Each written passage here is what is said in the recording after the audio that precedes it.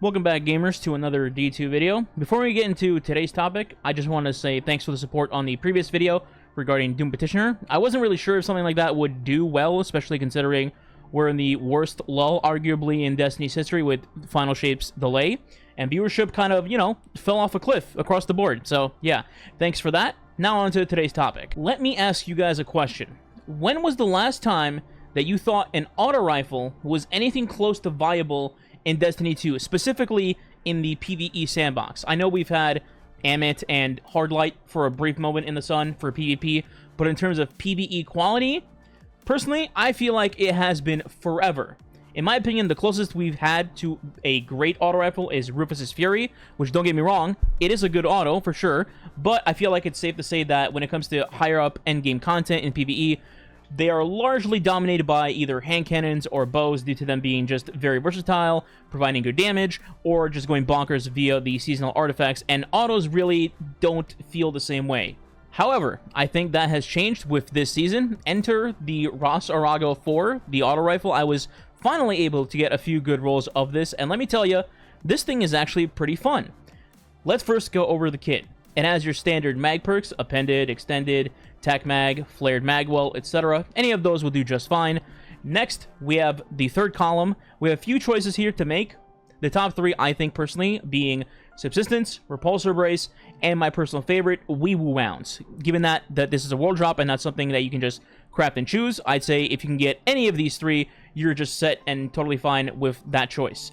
In the fourth column, let's just be honest, there's only one choice to make in this particular column, and that is Onslaught. It is by far and away the best perk on this gun, and maybe the best perk for auto rifles in general in the game, only second to maybe Target Lock, but even that is debatable. For those unaware, Onslaught is a perk that increases your rate of fire when you get final blows, and essentially it turns your auto rifle into an SMG or a baby machine gun for a primary weapon, and that's pretty good. Now on its own, the auto rifle is alright. It feels nice to use in standard combat, but we can take it one step further and actually include it into some build crafting potential to make it even better. Now before I go further, we should set expectations now, not to make it seem like it's something it's not. This is obviously a primary ammo weapon, and its main job is going to be plowing through wave-based content and places with high enemy density at lower ranks. In other words, this isn't going to be something where it's just going to be an insane champion, tormentor, Lucent Hive, or even boss killer. This is simply a wave-clearing machine. Now, with that said, the footage you'll be seeing in the background as I talk about this is going to be from things like high-level Lost Sectors, Node, Override Avalon that sends a billion Vex at you, or any place with just tons of enemies in general. Here is, in my opinion, the best general setup you can have for this auto rifle. For perfect perks, after trying all three choices in the third column, I found that Rewind Rounds has benefited me the most and is just the most consistent perk overall to pair with Onslaught. Now, there's nothing wrong with using Subsistence or Repulsor Brace instead. If you get that instead of, Rewind Rounds as a world drop, those do perfectly fine too.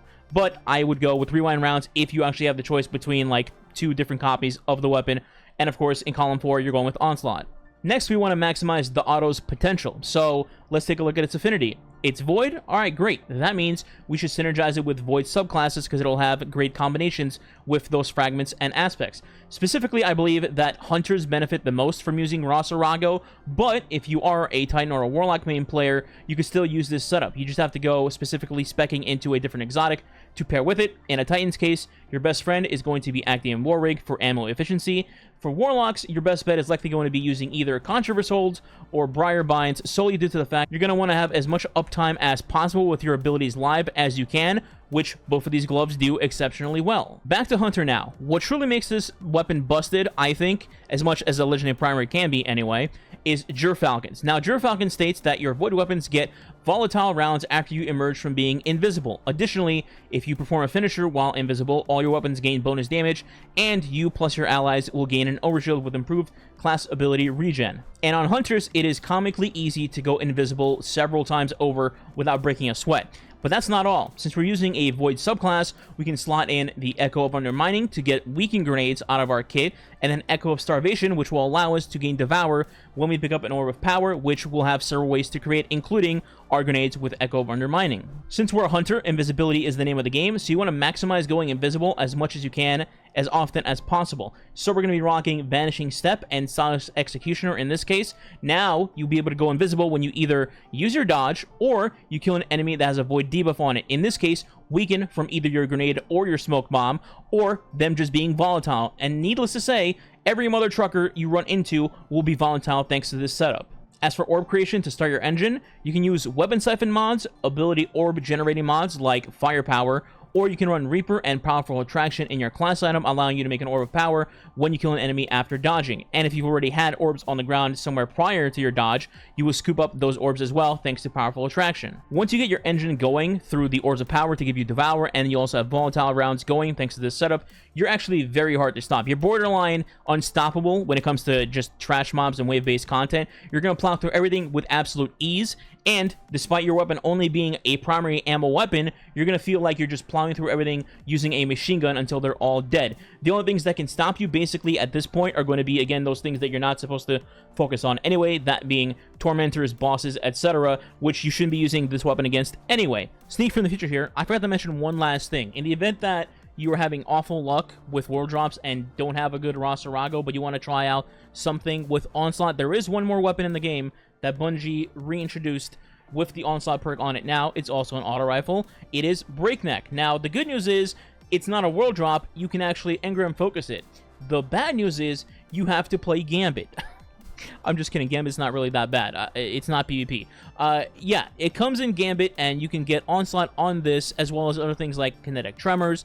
And in the third column, you get Subsistence, which is, you know, pretty good. It's not wee-woo rounds, but sub is still pretty good. So the good news is you can get a different weapon with similar perks. The only difference being that it won't be Void, so you can't really synergize it with the Void setup, but you can still go crazy with Onslaught and a sub combination on Breakneck. Again, if you want to go get that and focus engrams through that, I wish you luck in Gambit, and try to keep your sanity, okay?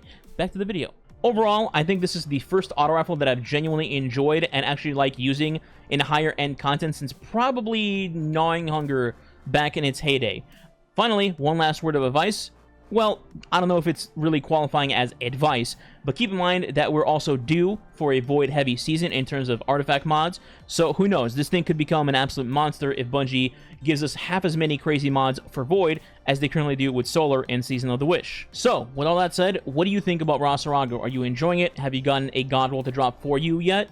In the meantime, if you enjoyed the video and want to support the channel, please consider subscribing today and maybe leaving a like and or comment below with your thoughts on the auto. It does help the channel, is much appreciated, and helps fight that YouTube algorithm. In the meantime, thanks for watching. I'll see you next time.